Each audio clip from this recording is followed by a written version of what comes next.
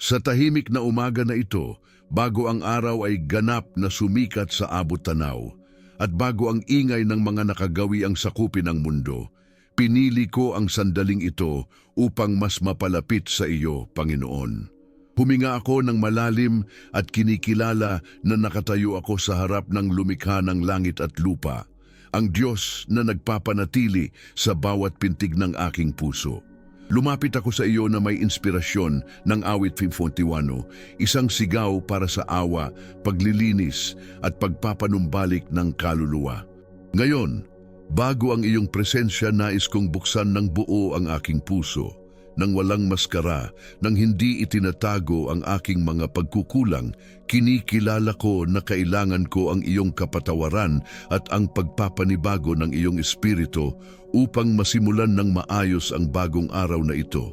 Mapagmahal na Ama, habang inaalala ko ang mga salita ni David sa salmo na ito, naaalala ko na siya ay isang tao na ayon sa iyong puso, hindi dahil siya ay perpekto, ngunit dahil alam niya kung paano masira, kung paano magsisi, at kung paano bumalik sa iyong mga bisig. Ngayon, Panginoon, nais kong ilagay ang aking sarili sa parehong lugar. Sira, batid na ako ay nagkamali sa aking mga iniisip, kilos at mga pagpili, at kailangan ko ang iyong biyaya upang sumulong. Sumisigaw ako sa iyo. Lumikha sa akin ng isang dalisay na puso. Baguhin ng isang tamang espiritu sa loob ko. Alisin sa akin ang bawat bigat ng pagkakasala at bawat anino na papatay ng liwanag na inilagay mo sa aking buhay. Sa pagsikat ng umaga, napagtanto kong regalo ang araw na ito. Ayokong mamuhay ito ng distracted o mababaw. Nais kong puno ito ng kahulugan sa bawat kilos at salita na sumasalamin sa iyong kabutihan. Kung paanong ang gabi ay tinatanggal ng sikat ng araw, hinihiling ko sa iyo na alisin sa akin ang mga takot, pagkabalisa at mga kasalanan na sumusubok na humiwalay sa akin sa iyo. Turuan mo ako, Panginoon, na mamuhay ng may integridad at pagiging sensitibo sa iyong tinig. Naway ang sandaling ito ng panalangin ay maging isang tunay na pagtatagpo, hindi isang walang laman na pag-uulit. Nais kitang marinig sa kaibuturan ng aking kaluluwa, madama ang iyong direksyon, at maramdaman ang iyong kamay na gumagabay sa akin.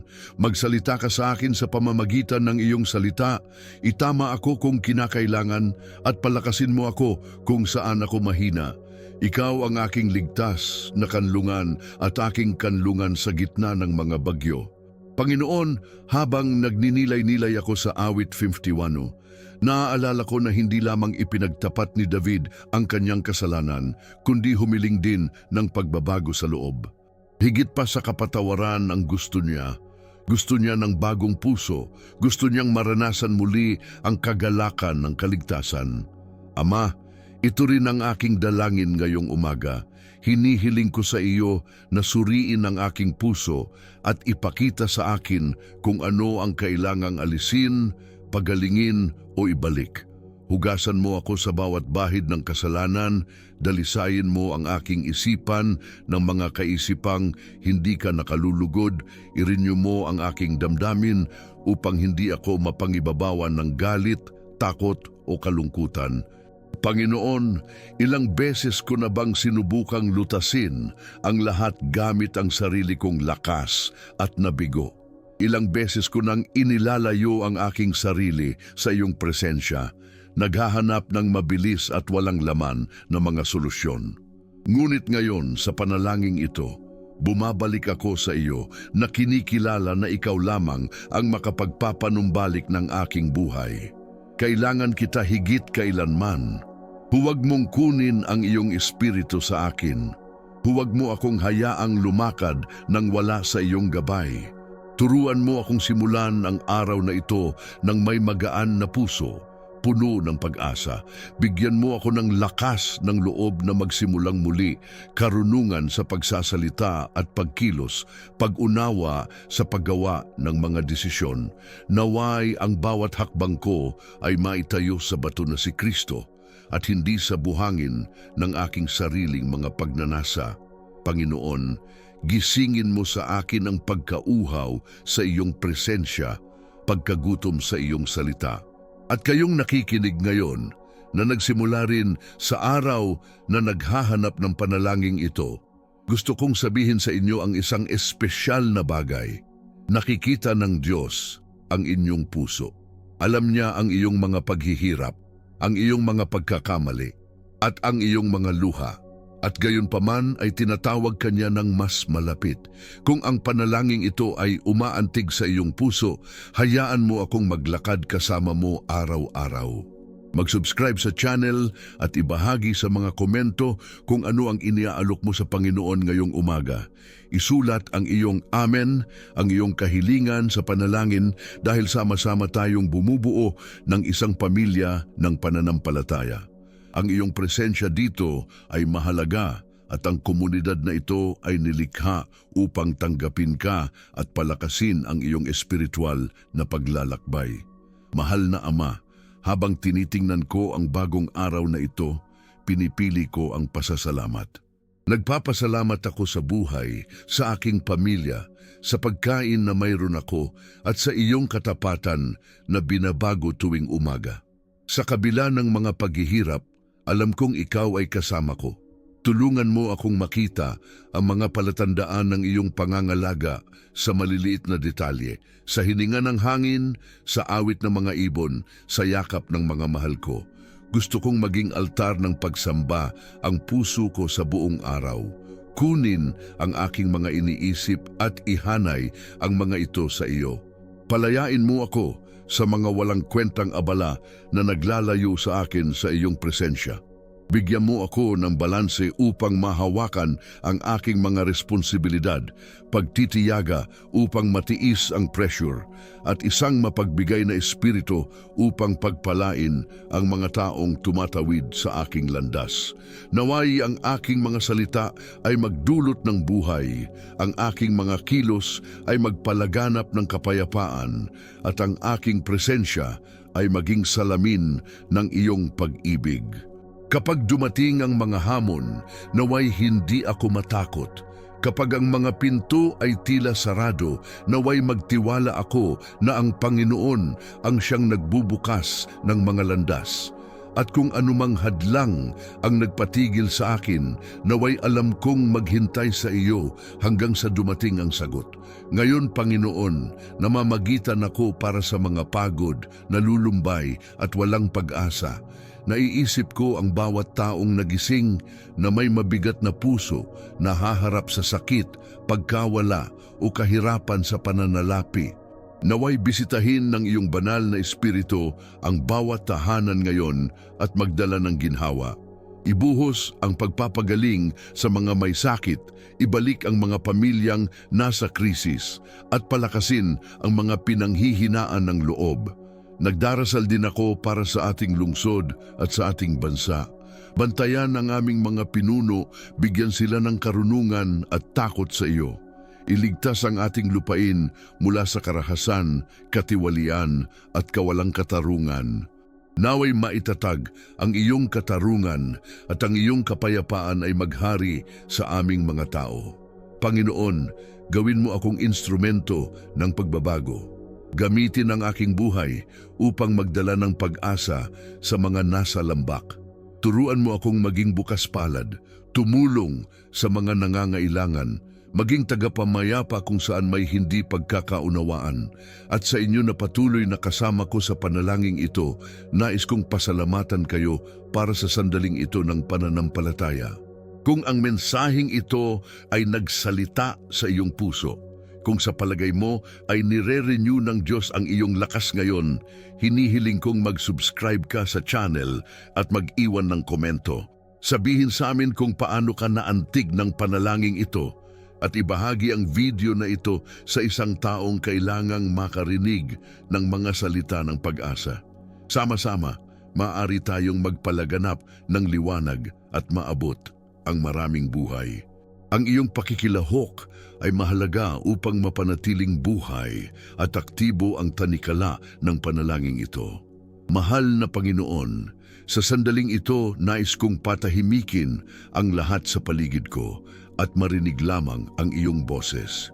May isang lugar sa loob ko na mapupuno lamang ng iyong espiritu at ito ang puwang na nais kong sumuko sa iyo ngayon. Madalas akong nagdadala ng mga sakit, hinanakit at mga alaala na nakasakit sa akin at hindi ko namamalayan, hinayaan kong hubugin nila ang aking puso.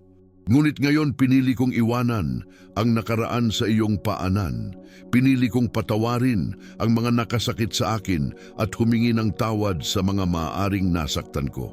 Linisin mo ako, Panginoon, sa lahat ng kapaitan. Nililinis nito ang aking kaluluwa at ginagawa akong isang taong pinipiling magmahal kahit na mahirap, isang taong tumutugon ng may kabaitan kahit na nasaktan. Ama, tulad ng itinanong ng salmista, hinihiling ko rin lumikha sa akin ng isang dalisay na puso. Alisin sa akin ang lahat ng nakakubli na pagmamataas, lahat ng walang kabuluhan na humahad lang sa daloy ng iyong espiritu, lahat ng makasariling hangarin na nagpapaisip sa akin ng sarili kong mga kapakanan lamang. Turuan mo akong mamuhay ng may kababaang loob. Alalahanin na ang lahat ng mayroon ako ay nagmumula sa iyo. Nais kong gabayan ako ng iyong espiritu sa bawat sandali. Naway maging sensitibo ako sa iyong paghipo, alerto sa mga pagkakataong gumawa ng mabuti. Bigyan mo ako ng katapangan na sabihin ang iyong salita sa mga nangangailangan nito. Ngunit bigyan mo rin ako ng karunungan upang matiyagang makinig sa mga nagdurusa. Gawin mo akong channel ng pagkakasundo at kapayapaan. Panginoon, i-renew mo sa loob ko ang kagalakan ng kaligtasan. Naway muling magalak ang aking puso sa mga simpleng bagay tulad noong una kitang nakilala. Ibalik ang aking hilig sa pagiging nasa iyong presensya. Naway ang panalangin ay hindi isang tungkulin, ngunit isang araw-araw na kasiyahan. Naway maging buhay na pakikipagtagpo sa iyo ang pagbabasa ng iyong salita. Ama, kahit na pinipilit ako ng mundo, nais kong manindigan sa iyong katotohanan. Kapag dumating ang kaaway na may kasamang kasinungalingan at tukso, palakasin ang aking pananampalataya na lumaban.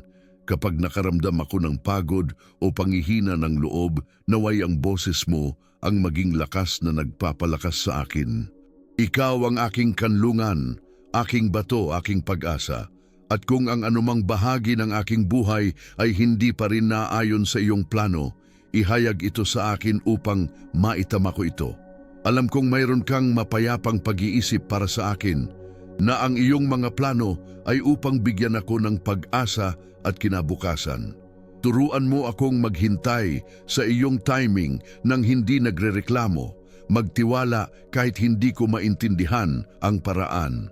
Nais kong ipahayag sa aking araw na ito ay mapupuno ng iyong presensya. Kung saan may tunggalian, magkakaroon ng kapayapaan. Kung saan may kadiliman, may liwanag. Kung saan may sakit, may ginhawa.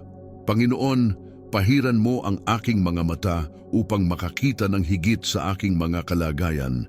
Pahiran mo ang aking mga tainga upang makilala ang iyong tinig sa gitna ng ingay ng mundo. Pahiran mo ang aking mga kamay upang masigasig na magtrabaho at pagpalain ang mga nangangailangan. Nararamdaman ko ang iyong espiritu na nagpapanibago sa akin habang ako ay nananalangin. Nararamdaman ko ang iyong pagpapatawad na tinatakpan ang aking mga pagkukulang at ang iyong pag-ibig na pinalayas ang lahat ng takot. Sa makatuwid, lumabas ako mula sa sandaling ito na pinalakas, handang mamuhay sa isang araw na ginagabayan ng pananampalataya. Mapagmahal na Ama, itinatalaga ko sa iyo ang bawat detalye ng bagong araw na ito. Isinusuko ko ang aking trabaho, ang aking mga relasyon, ang aking mga desisyon, at maging ang mga hindi inaasahang pangyayari na maaaring mangyari. Naway walang humadlang sa akin sa iyong layunin. Tulungan akong makita ang araw na ito bilang isang pagkakataon na umunlad, matuto, at maging salamin ng iyong kaharian sa lupa. Gusto ko ring italaga ang aking mga iniisip.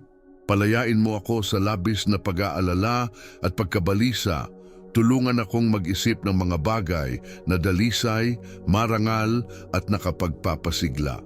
Naway hindi ako mag-aksaya ng lakas sa hindi ko mababago, ngunit naway maging handa akong kumilos ayon sa abot ng aking makakaya. Panginoon, inilalaan ko ang aking mga labi. Naway ang lahat ng aking mga salita ay mapuno ng biyaya at tinimplahan ng karunungan. Naway ang aking mga salita ay umaliw, humihikayat at magbigay ng buhay. Iligtas mo ako mula sa masasakit na salita, mula sa masasakit na pamumuna, at mula sa hindi nakapagpapatibay na mga pag-uusap. Inilaan ko rin ang aking katawan. Bigyan mo ako ng kalusugan, disposisyon, at lakas upang magampanan ang mga gawaing naghihintay sa akin. Protektahan mo ako sa mga aksidente, sakit at panganib. Protektahan ang aking mga pagpunta at pag-alis. Takpan mo ako ng iyong pangangalaga habang naglalakad ako sa mga lansangan, habang nagtatrabaho ako, habang nagpapahinga ako. Gusto kong mamuhay sa araw na ito bilang isang gawa ng pagsamba. Naway ang bawat kilos, bawat desisyon, bawat pakikipagtagpo ay isang pagkakataon upang luwalhatiin ang iyong pangalan.